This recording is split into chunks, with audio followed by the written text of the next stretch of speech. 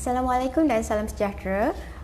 Terima kasih kerana bersama kami di Facebook Live KKM khas Kenali COVID-19. Saya Dr. Siti Hamziah, pakar perubatan keluarga Kementerian Kesihatan Malaysia. Saya Dr. Ko, pakar perubatan keluarga Kementerian Kesihatan Malaysia. Okey.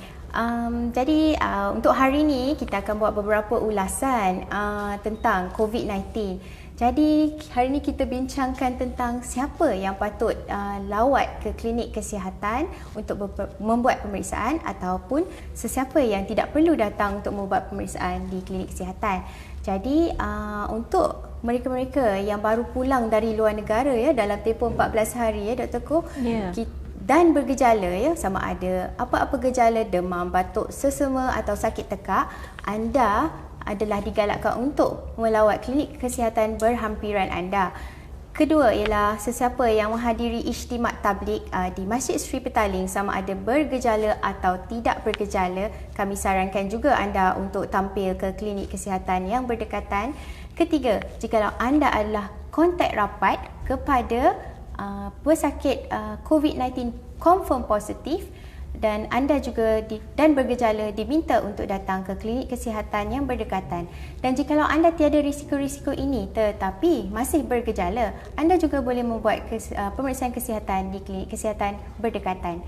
Dan siapa pula yang tidak perlu datang ke klinik kesihatan? Okey, macam ini, jika anda adalah baru pulang dari luar negara tetapi tidak bergejala dalam masa 14 hari ini, anda boleh menghubungi pejabat kesihatan daerah terdekat untuk memberi informasi ini dan mereka akan membantu anda seterusnya. Tetapi jika anda tidak dapat, talian agak sesak dan sebagainya, boleh tampil ke klinik kesihatan dan beritahu sejarah perjalanan anda dan juga gejala atau tiada gejala. Golongan kedua ialah jika anda tiada gejala langsung dan tiada risiko-risiko melawat negara-negara yang luar negara ataupun kontak rapat dengan positif COVID-19 patient, anda digalakkan untuk hanya duduk di rumah dan mengamalkan social distancing dan juga amalan pembersihan tangan yang baik. Okey Dr. Ko, bagaimana etika ataupun cara untuk melawat klinik kesihatan yang terdekat? Adakah patut ke klinik atau ke hospital dan bagaimana caranya? Okey, so carta aliran untuk berkunjung dekat klinik kesihatan adalah sila pakai mask dulu jika anda bergejala. Lepas itu sila dapatkan kenderaan yang sendiri. Okey, untuk tampil ke klinik kesihatan yang berdekatan. Di depan kaunter klinik kesihatan, sila bagi tahu dekat staf dekat kaunter depan tentang gejala anda dan juga faktor resiko anda untuk dapat COVID-19 ini, seperti sejarah perjalanan di luar negara atau ada kontak rapat dekat kes confirm positif COVID-19. Jikalau anda dapat identiti pesakit yang confirm COVID-19, ini adalah lagi membantu untuk anggota kesihatan di klinik tersebut untuk membantu anda. Selain daripada itu, kalau ahli keluarga anda atau anda telah menghadir dekat majlis tabligh ini, sila juga beritahu dekat kaunter triage dekat klinik kesihatan di klinik tersebut. Ya. Okey. Jadi adakah pesakit-pesakit ini perlu masuk terus ke dalam klinik ataupun di hadapan saja Dr. Ko? Okey, so pesakit-pesakit ini dinasihati untuk tidak masuk dekat dalam klinik kesihatan tersebut, sebab kalau termasuk dalam klinik kesihatan tersebut, ini akan membagi resiko kepada anggota kesihatan yang sedang merawat pesakit-pesakit lain di klinik kesihatan tersebut. So anda dinasihati untuk membagi tahu tentang sejarah perjalanan atau gejala di depan kaunter saringan klinik kesihatan yang masing-masing. Okey. So mari kita go through soalan-soalan ni. Tapi masih belum banyak lagi. Jadi mungkin kita boleh ulas tentang press conference our Director General of Health, Datuk Hisham semalam. Siapa yang patut memakai topeng muka sebenarnya ya? Okey, mungkin Dr. Ko boleh ulaskan tentang yang itu. So semalam kita punya DG telah menasihati semua rakyat Malaysia yang tentang untuk memakai topeng mask, iaitu mask. Okey, so ini anda hanya dinasihati jikalau anda bergejala atau kerja sebagai anggota kesihatan atau barisan hadapan, hanya perlu memakai mask. Ini adalah untuk mengkurangkan keperluan mask dekat anggota kesihatan atau anggota barisan hadapan yang memerlukannya. Okey. Alright, saya terpanggil kepada soalan Puan Azlina. Ibu saya ada appointment di hospital sebagai warga emas. Adakah ia berbahaya untuk pergi hadir untuk appointment? Okey, jadi untuk Puan Azlina, saya cadangkan jika untuk rawatan kronik, contohnya darah tinggi, kencing manis, tetapi keadaan ibu anda stabil, anda boleh membuat panggilan ke hospital atau klinik kesihatan berdekatan untuk menukar appointment jika anda tidak mahu membawa ibu ke klinik, kerana dalam keadaan ini mungkin untuk warga emas, warga yang berpenyakit seperti ibu anda, mungkin risikonya lebih tinggi sedikit jikalau mendapat COVID-19. Jadi jikalau untuk ubat-ubatan pula, kerana ubat-ubatan mungkin sudah habis, jadi puan mungkin boleh hubungi klinik atau hospital berdekatan, sama ada boleh opt untuk ambil ubat sahaja atau SMS take and go, dan juga pengepusan, Dr. Ko? Ya, so kita ada cara-cara tersebut yang boleh bantu supaya pesakit tidak perlu hadir ke klinik dan merisikokan mereka lagi. Okay, tetapi jika ibu anda ada mengalami masalah-masalah yang terbaru, acutely, something yang tiba-tiba ada sakit dada dan sebagainya, yang itu memang kita sarankan untuk hadirlah ke pemeriksaan doktor untuk pemeriksaan lanjut. Alright, Dr. Ko, ada soalan lain Dr. Ko yang maybe ni? Saya tengah scrollkan. Okay, so kita ada soalan, what should I do if I just came back from overseas? Okay, so untuk orang yang for those who just came back from overseas, you will be screened at the entry point of Malaysia, for example KIA or KIA2, and will be given a health screening card. Okay, so you are also advised to be to have home isolation, whereby home isolation is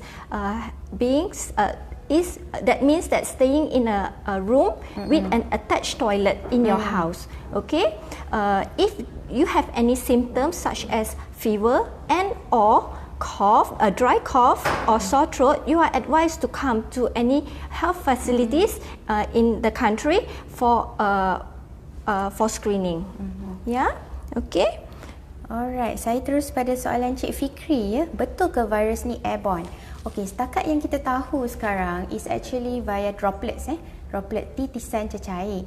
Okey, di mana sebab itu kita kata kekalkan jarak 1 meter, bersebab kerana titisan cair bila seseorang bercakap, okey, mungkin ada keluar air liur kan, jadi titisan ni dia tak akan terbang jauh lah, dia akan macam jatuh ke tanah macam itu ataupun menghinggap kepada orang yang berdekatan. Sebab tu jarak 1 meter tu is very important, like macam yang kami sedang duduk sekarang. Jadi ini sebab dia adalah droplets. Jadi kalau anda terlalu dekat dengan seorang pesakit yang positif COVID-19 dan pesakit tu mungkin terbatuk atau bercakap dan air liur ni terkena kepada mata, mulut tuan-tuan dan puan-puan, itu yang boleh merisikokan tuan-tuan dan puan-puan untuk dapatkan COVID-19. Di mana yang kalau kita pernah dengar, saya pernah ada dengar lah yang ada fahaman kata airborne. Airborne ni sebab untuk petugas kesihatan, kadang-kadang mereka ada buat prosedur intubasi, di mana mereka kena buat prosedur untuk selamatkan airway, pernafasan seseorang. Prosedur-prosedur mungkin boleh menyebabkan waktu itu airborne, sebab itu yang mereka disuruh memakai mask yang tertentu lah. Tapi bukan secara general, ialah droplet sahaja, di mana cecair. Sebab tu dia tidak akan melompat lebih dari 1 meter.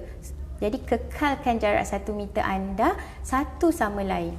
Okey, saya ada satu soalan, Doktor, dari Nani Ishak. Doktor, saya ada satu soalan, macam mana untuk cek ibu mengandung di klinik kesihatan? Okey, so ibu mengandung telah disarankan untuk mendapatkan pemeriksaan dari semasa ke semasa. So, dekat klinik kesihatan di seluruh negara telah ada kaunter saringan di depan klinik. Sama ada semua pesakit yang masuk ke klinik akan disaring atas faktor resiko untuk menghidapi COVID-19. So, ibu yang mengandung yang tiada faktor resiko ini adalah selamat untuk hadir dekat klinik kesihatan untuk dapat pemeriksaan ibu mengandung di klinik kesihatan masing-masing. Ya. Okey. Saya ada membaca sini Carrico ya. What should I do if I just came back from overseas? So I think we have stressed out just now. I repeat back again. If you just came back from overseas, mana-mana negara, any countries, if you have no symptoms, what you can do is inform the nearest health clinic. Call klinik pejabat kesihatan terdekat and inform about your travel history. And then continue self-isolation for about 14 days, selama 14 hari. Tetapi, when you start having symptoms or ada gejala-gejala, please come to the nearest health clinic for assessment, ya, pemeriksaan, dan dari situ kami akan bantu anda. Okey, saya ada satu soalan, doktor. Saya nak tanya, tanda-tanda awal COVID-19 ni apa pedandanya? Okey, so tanda-tanda awal COVID adalah demam, sama ada dengan batuk, kering atau sakit tekak. Okey, so tanda-tanda yang lagi berbahaya ialah sesak nafas. Okey, so ini adalah antaranya tanda-tanda awal penyakit COVID-19 ini. Okey, saya pun mau setuju dengan Encik Ravintiran, ya. Cuci tangan dengan sabun adalah lebih baik dari hand sanitizer. Kalau di rumah tak perlu guna sanitizer. Betul. Kalau kita di rumah atau di pejabat, kita mempunyai sinki, kita ada sabun, kita tak perlu gunakan hand sanitizer. Kita boleh pergi membasuh tangan dan mencuci dengan sabun, ya. That one dah memadai. Tetapi kalau di luar, kalau kita hendak menggunakan hand sanitizer, gunakan yang mempunyai 70% alkohol at least, ya, di mana ia telah terbukti dapat membasmi kuman-kuman inilah, membersih, disinfect. Okey. Okey. Saya dapat saya nak strengthen again that COVID-19 ini setakat ini bukan airborne, sebab I dapat banyak comments yang ini adalah airborne. Okey, so COVID-19 dia transmit mengikut air droplets. Air droplets ialah yang macam air liur atau biji-biji air droplets yang terbang dari hidung atau mulut bila sesuatu pesakit itu batuk. Okey, so dia agak berat, dia tak akan travel jauh, more than 1 meter. Okey, melainkan dekat fasiliti kesihatan yang kita membuat prosedur macam intubasi yang untuk masuk tube saluran pernafasan atau nebulization. Okey, so bila prosedur itu dilakukan, dia akan menjadi airborne. Okey. Okey, so ada soalan. Doktor, saya ada satu soalan. Kalau disinfektan menggunakan salt base, bolehkah membunuh the virus? Okey, buat masa ni, ya, tiada lagi kajian yang kata menggunakan salt base boleh membunuh kuman lah. So basically, kalau menggunakan disinfektan seperti yang saya cakap tadi, pastikan ada alkohol 70%, atau untuk disinfect kan, kadang-kadang pejabat barang-barang di rumah boleh menggunakan yang ada sodium hypochlorite, right? Yes. Ya, so itu sudah terbukti lah. So untuk yang lain-lain, contohnya menggunakan temperature, menggunakan salt, itu masih belum terbukti lagi. Okey, so okey. Ada soalan tadi tentang perlu bawa ibu ke fisioterapi. Maybe Dr. Ko? So kalau physiotherapy appointments tu kadang-kala some hospital dia already cut down their services to reduce mass gathering or perhimpunan yang banyak pesakit dalam hospital tertentu. So untuk ini saya sarankan semua untuk menelefon hospital atau klinik yang masing-masing untuk tanyakan sama ada appointment itu ditundakan atau tengah carry on. Ya? Okey. Okey. Ada orang tanya, doktor, adakah haiwan peliharaan pun boleh terjangkiti COVID? Rasanya buat masa ni kita belum dapat data. Ada pets, ada haiwan peliharaan yang boleh menjangkit COVID atau menjangkiti manusia dengan COVID-19 lah.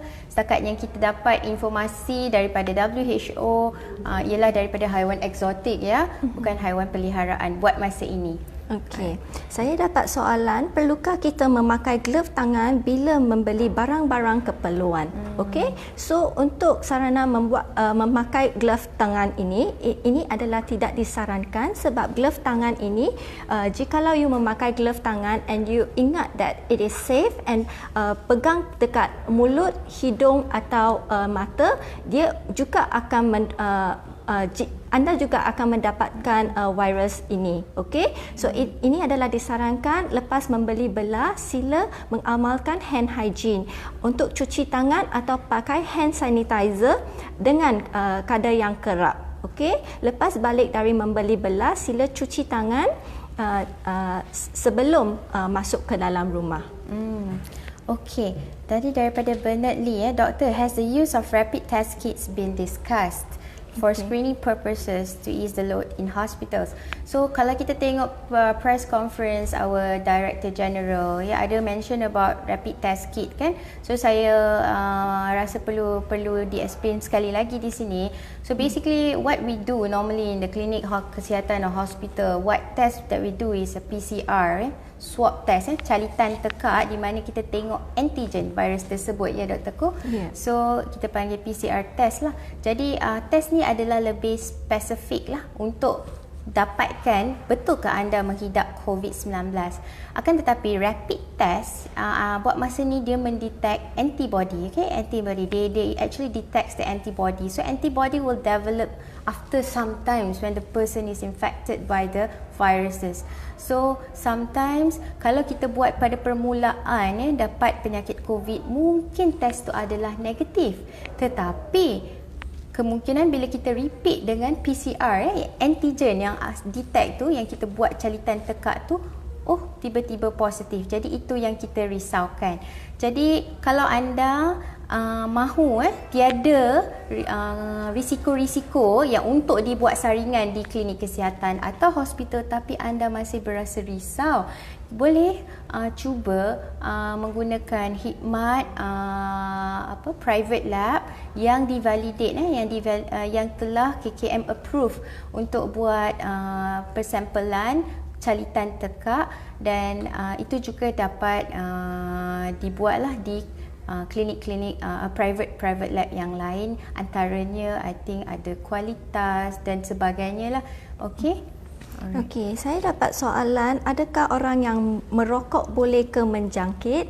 Okey, so untuk informasi semua, merokok tidak akan menjangkitkan COVID-19. Tapi orang yang merokok atau yang ada masalah pernafasan seperti asma adalah lebih beresiko tinggi jikalau untuk dapat COVID-19 akan mendapat penyakit yang lagi serius. Okey, yang mungkin memerlukan bantuan pernafasan atau ICU admission. Sebab itu kita sarankan rakyat Malaysia yang merokok tu cuba ambil peluang ini untuk berhenti merokok. Okey. Puan Nur Hasana, what is your advice when we get back from supermarket? So maksudnya jika anda pergi keluar disebabkan ada keperluan-keperluan tertentu, dan kita nasihati bila pulang ke rumah pastikan anda membasuh tangan dengan bersih, pastikan menggunakan sama ada disinfektan ataupun sabun, air dan sabun, dan jika boleh anda juga boleh menyalin pakaian anda dahulu jika anda risau sebelum membuat aktiviti-aktiviti lain di rumah lah. Okey. Okey, saya dapat soalan, anak saya OKU guna rice tube setiap 2 minggu kena tukar. Biasa pergi hospital tukar, boleh ke? Okey, so untuk ini jawapan dia boleh. Sebab dekat pintu besar hospital atau klinik kesihatan yang berdekatan, kita telah set upkan kaunter saringan untuk semua pesakit yang masuk ke klinik. Okey, so pesakit yang ada resiko untuk dapat COVID seperti sejarah perjalanan ke luar negara atau pernah hadir dekat majlis tabligh public atau ada kontak dengan confirm positive COVID patients, mereka tidak akan dibenarkan untuk masuk di dalam klinik kesihatan atau hospital masing-masing. Ya. So boleh je untuk pergi hospital atau klinik kesihatan untuk menukarkan rice tube, ya. Okey. Alright. Soalan Puan Siti Sarizan, ya, baby tetap kena vaksin ke musim COVID ni atau boleh extend next time? Jadi Puan, jikalau baby Puan perlu membuat vaksinasi, ya, dinasihatkan untuk melawat klinik kesihatan seperti yang diberi temujanji. Akan tetapi jika Puan terlalu risau, mungkin boleh hubungi klinik kesihatan berdekatan, bercakap dengan doktor atau misi, dan kita boleh tengok sama ada boleh dilanjutkan beberapa hari atau tidak, ikut keadaan pesakit, ya, bukan secara general. Alright? Okey. So, kita dapat satu soalan yang sangat common adalah selepas beli barangan di pasar, perlu ke barangan itu disanitize? Okey. So, untuk jawapan ini, jawapan tu tidak, kan, Dr. Kamsia. Okey. So, barangan yang dibeli dekat pasar raya itu tidak perlu disanitize atau dicuci sebelum dibawa masuk ke rumah. Tapi kita sarankan semua makanan yang mentah itu dimasak dengan betul dekat supaya dia betul-betul masak and it is not raw. Ya, okay. And also to maintain always hand hygiene, cuci tangan, and jangan elakkan untuk sentuh dekat hidung, mulut atau mata masing-masing lepas membeli belah sebelum cuci tangan, ya. Okey. So di sini ada soalan kos buat PCR test. So macam saya mention tadi, I've mentioned about the lab private lab test, kan, dia punya range sekarang yang kami dapat tahu about 500 plus to 700 depending on the lab. Jadi tuan-tuan dan puan-puan yang berkeinginan boleh cuba bertanya dan lihat harga-harga yang berbeza lah daripada setiap lab private inilah. Okey. So kami ingin mengambil peluang ini juga untuk merayu semua untuk stay at home. Duduk di rumah, okey, maintain hand hygiene and jangan keluar jikalau tidak ada urusan yang penting. Okey. So Dr. Kamsia, kalau orang tu nak pergi beli grocery, siapa yang patut pergi, ya? Okey, soalan ni rasa banyak, ya, tertulis di dalam Facebook dan sebagainya. Jadi yang disarankan hanya ketua keluarga atau wakil. Jadi tidak semestilah kalau bapanya tidak pandai membeli, dan mungkin boleh meminta isteri atau sesiapa wakil yang keluar membeli. Jadi tak perlulah bawa anak-anak kecil dan yang lain-lain ikut sekali pergi membeli belah di pasar raya jika ada barang-barang yang memerlukan. Dan jika anda pergi pasar raya atau pasar dan sebagainya, pastikan distance 1 meter tu ada. Pastikan pembersihan tangan selalu dilakukan, ya, juga supaya kita tidak menjangkit atau dijangkiti di luar sana. Okey. Jangan lupa social distancing. Social distancing, ya. Stay at home, ambil peluang ini yang diberikan oleh kerajaan kita. Okey, perintah kawalan pergerakan. Okey, jadi gunakan peluang ini jika anda diberi peluang untuk duduk di rumah. Gunakan peluang yang sebaik-baiknya di rumah dengan aktiviti-aktiviti yang sihat. Mungkin tidak semestinya tidak boleh buat senaman di rumah, ya. Kita masih boleh buat senaman di dalam rumah. Kita boleh buat aerobik dan sebagainya ikut kemampuan kita. Tidak perlu keluar dan berjoging di luar juga, ya, di masa yang perintah kawalan pergerakan. Okey, saya mendapat lagi banyak soalan tentang barangan yang dibeli, groceries, bahan mentah, apa yang nak dibuat. Okey, so Dr. Kamsia nak terangkan sekali lagi untuk groceries tu. So groceries sekadar kita membasuh, ya, dan kita memasak dengan sebaiknya, ya, bukan makanan mentah. Bukan raw material. Jadi sepatutnya tidak bermasalah lah, untuk tidak perlu dipakai disinfektan dan sebagainya, alkohol dan sebagainya untuk membasuh sayur-sayuran anda. Okey, memadai dengan membasuh dengan air dan memasak dengan sebaiknya. Alright. Okay. So satu lagi common question yang kita dapat adalah jikalau ada temu janji dekat klinik seperti cek anak untuk 6 bulan, boleh ke saya pergi ke klinik kesihatan buat masa sekarang ini? So kita nak emphasize sekali lagi that anda tak perlu risau untuk menghadir dekat klinik kesihatan untuk pemeriksaan rutin seperti yang antenatal mothers, ibu yang mengandung, atau imunisasi kanak-kanak yang ditetapkan.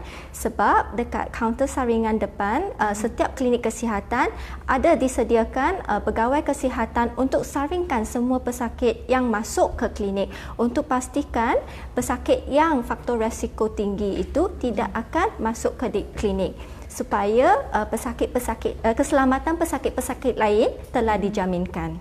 Alright. Jadi saya rasa banyak yang kita dah kupas pada hari ini lah. Saya rasa kita akan ulang balik lah dari awal yang kita cakap tadi. Siapa yang patut pergi ke klinik kesihatan, siapa yang tidak patut pergi ke klinik kesihatan dan cara-caranya ya.